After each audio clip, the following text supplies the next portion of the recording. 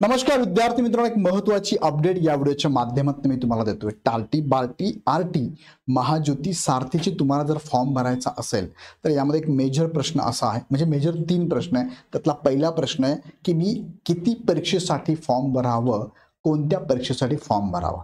आता मी ह्या प्रश्नामध्ये 2 अर्थ लपलेले आहे।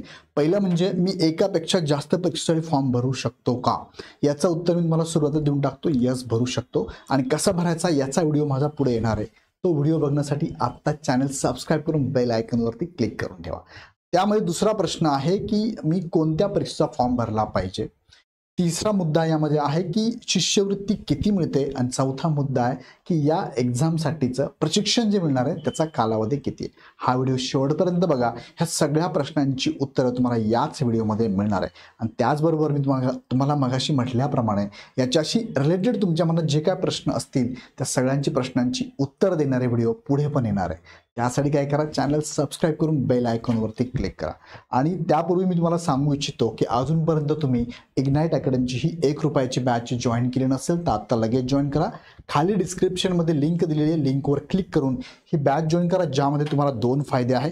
नंबर 1, तुम्हाला या एक्झाम संदर्भातली माहितीचे सगळे व्हिडिओ यामध्ये अपडेट केलेले आहे। नंबर 2, ह्या शिष्यवृत्तीनंतर म्हणजे फॉर्म भरल्यानंतर जी सीईटीची एक्झाम होणार आहे त्याची तयारी करण्यासाठीचे सुद्धा लेक्चर या बॅचमध्ये अवेलेबल आहे। सो लगेच जॉईन करा। आणि अजून एक सांगू इच्छितो की आत्ताचा हा व्हिडिओ जो आहे, ह्या व्हिडिओमध्ये ह्या 4 गोष्टी तुमच्या क्लिअर होतील। कोणत्या परीक्षेसाठी फॉर्म भरावा, शिष्यवृत्ती किती मिळणार आहे, सवलत काय काय मिळते, आणि कालावधी किती असते। अजून एक सांगू इच्छितो की तुम्ही अजूनपर्यंत फॉर्म भरला नसेल तर फॉर्म कसा भरावा हा व्हिडिओ आमचा आलेला आहे, तो एकदा बघून घ्या। आणि पुढचे व्हिडिओ हे बघण्यासाठी चॅनल सबस्क्राइब करून ठेवा। आणि खाली डिस्क्रिप्शनमध्ये तुम्हाला एक लिंक दिली आहे, आम्ही गुगल फॉर्मची लिंक आहे, ती गुगल फॉर्मची लिंक भरून आमच्याकडे तुमची माहिती पाठवा। तुम्हाला पर्सनली आमची टीम माहिती प्रोव्हाइड करत राहील। आणि टेलिग्रामची लिंकला जॉईन करून ठेवा।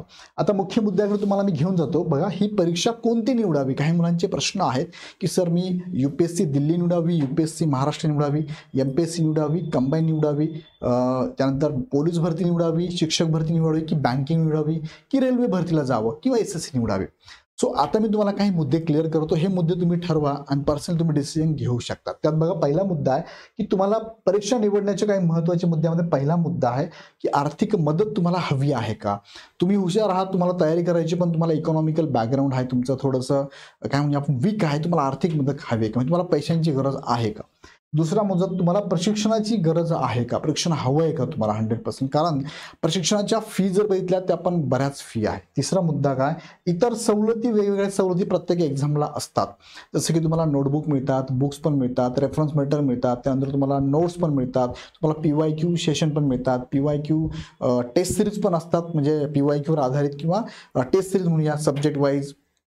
त्यानंतर फुल लेंथ टेस्ट सिरीज पण अवेलेबल असतात। ह्या टेस्ट विकत घ्यायला गेला तर खूप पैसे लागतात। मग ह्या सवलती तुम्हाला हव्यात का, जसं की पोलीस भरतीला काही ट्रॅक सूट मिळतात, पोलीस भरतीला तुम्हाला इतर गोष्टी पण, या पेन म्हणा, नोटबुक म्हणा दिले जातात, शर्ट कपडे दिले जातात, शूज पण दिले जातात। हे तुम्हाला हवं आहे का, ह्या सवलती। आणि वरील सर्व हवं आहे का, म्हणजे सर मला आर्थिक मदत पण पाहिजे, त्या मदतीच्या आधारे मला ट्रेनिंग इन्स्टिट्यूट पण निवडायचं आहे, मला ट्रेनिंग पण लागणार आहे, प्रशिक्षण घ्यायचं आहे, आणि इतर सवलती त्याच्याशी रिलेटेड ज्या सवलती असतात त्या सर्व हवे, तर मग चौथा मुद्दा।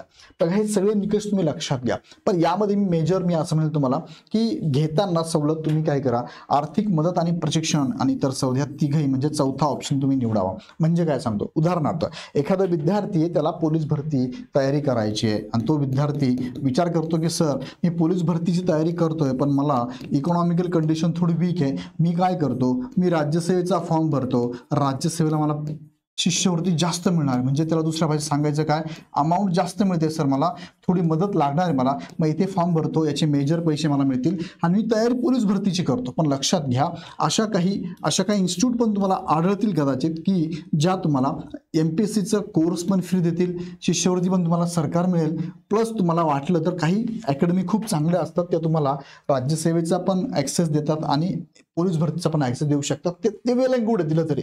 पण ह्या सगळ्या गोष्टी तुम्ही प्रॉपर विचार करा, इन्स्टिट्यूटचा विचार करा. या अशा इन्स्टिट्यूट असतात की ज्या खरंच मुलांची निकड ओळखून त्यांना ते देत असतात.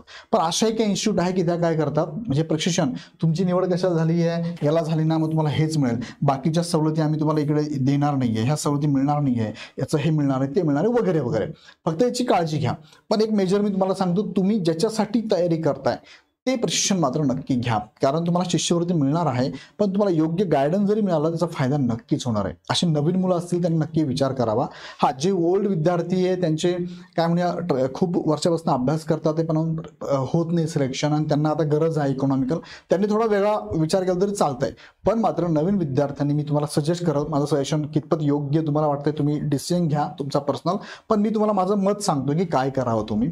सो तुम्ही हा विचार करावा की तुम्हाला जर आणि दुसरं काय गोष्ट माहिती आहे का, यात सीईटीची एक्झाम होणार आहे. तुम्ही फॉर एक्झाम्पल ही जर एमपीएससी निवडली, बघा हा फार मेजर मुद्दा आहे. तुम्ही जर एमपीएससी निवडली तर तुमची जी सीईटीची एक्झाम होणार आहे ती सीईटीची एक्झाम सुद्धा याच लेवलची होणार आहे. सो तुमचं सिलेक्शन होण्यासाठी सीईटीच्या एक्झाममध्ये तुम्हाला मार्क पण चांगले पडावे लागतील.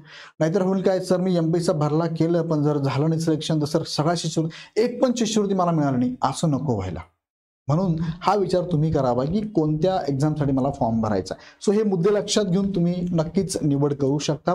पण मी तुम्हाला सजेशन करेल की ज्याची तयारी तुम्ही करताय ना त्याचं प्रशिक्षण पण नक्की मिळेल याची खात्री बाळगून त्या शिष्यवृत्तीचा फॉर्म भरा. ओके, आता यामध्ये तुम्हाला मी सांगू इच्छितो की एक्झाम यांचं ऑर्गनायझेशन तुम्हाला माहिती आहे की ह्या एक्झामसाठी कोणत्या कोणत्या ऑर्गनायझेशन आहेत आणि तुम्हाला हे पण माहिती आहे ऑर्गनायझेशननुसार कॅटेगरी पण कोणकोणत्या असतात. आता यामध्ये महत्त्वाचा मुद्दा आहे शिष्यवृत्ती संदर्भात, हा एक मुद्दा नीट लक्षात घ्या. दिल्ली यूपीएससी तुम्ही जर घेतलं तर 11 महिन्यांपर्यंत कालावधी आहे आणि तुम्हाला ही शिष्यवृत्ती मिळते 1,71,000. बघा मी तुम्हाला सांगितलं कालावधी आणि शिष्यवृत्ती ह्या दोघींचा विचार करा. दुसरं काय, महाराष्ट्रामध्ये यूपीएससी तुम्ही जर घेतलं तर तुम्हाला 11 महिने प्लस विद्यावेतन 1,11,000 पर्यंत मिळणार आहे. आणि तुम्ही राज्यसेवा जर निवडलं महाराष्ट्रामधलं तर तुम्हाला 1,22,000 मिळणार आहे 11 महिन्यांसाठी. विधी अभियांत्रिकीच्या सेवासाठी तुम्ही जर फॉर्म भरला तर 6 महिन्यासाठी तुम्हाला 72,000 आहे. आणि कंबाईन PSI ST SO तुम्ही जर घेतलं तर 6 महिन्यासाठी 72,000 पर्यंत विद्यावेतन तुम्हाला मिळणार आहे. त्यानंतर केंद्रीय लेवलच्या ज्या वर्ग 3च्या एक्झाम आहे त्यासाठी फॉर्म भरला तर 6 महिन्यासाठी तुम्हाला 72,000 मिळणार आहे. MPSC कडनं वर्ग 3च्या एक्झामसाठी 6 महिने 72,000 मिळणार आहे. बँक, RRB, रेल्वे म्हणतो आपण त्याला, ते जर घेतलं तुम्ही तर 6 महिन्यासाठी 72,000 आहे. पोलीस आणि सैन्य भरतीसाठी तुम्ही जर बघितलं तर तुम्हाला आता बघा इथे 72 नाही 6 7 36 आणि 10 आहे. 36 आणि 10 हे 46च मिळणार तुम्हाला इथे बँक आणि RRB साठी, बरोबर 46,000 तुम्हाला मिळणार आहे. आणि तुम्ही ते पोलीस भरती सैन्य भरतीला 72,000 आहे.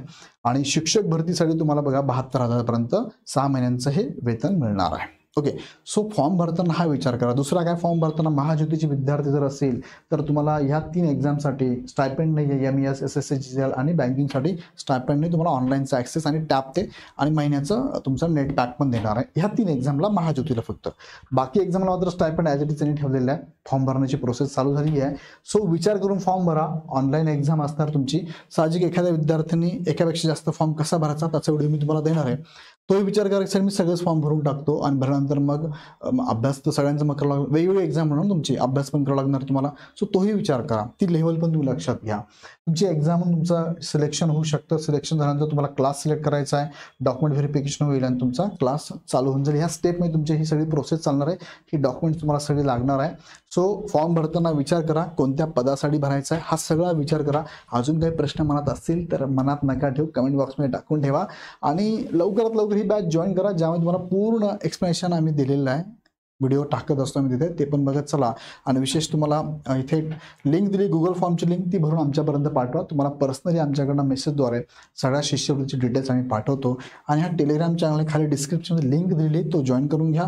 अदरवाईज तुम्ही ॲप डाउनलोड करून डायरेक्ट 1 रुपयाची बॅच जॉईन करा. काही शंका असेल तर 88 99 116 या नंबरला कॉल करू शकतात. ओके, सो व्हिडिओ आवडतं लाईक करा, चॅनल सबस्क्राईब करा, तुमच्या मुलांच्या फॅमिलीच्या ग्रुपमध्ये नक्की शेअर करा. आणि काही कमेंट असेल तुमची, काही प्रश्न असेल कमेंट बॉक्समध्ये नक्की टाका. पुन्हा व्हिडिओ नेक्स्ट व्हिडिओमध्ये. धन्यवाद.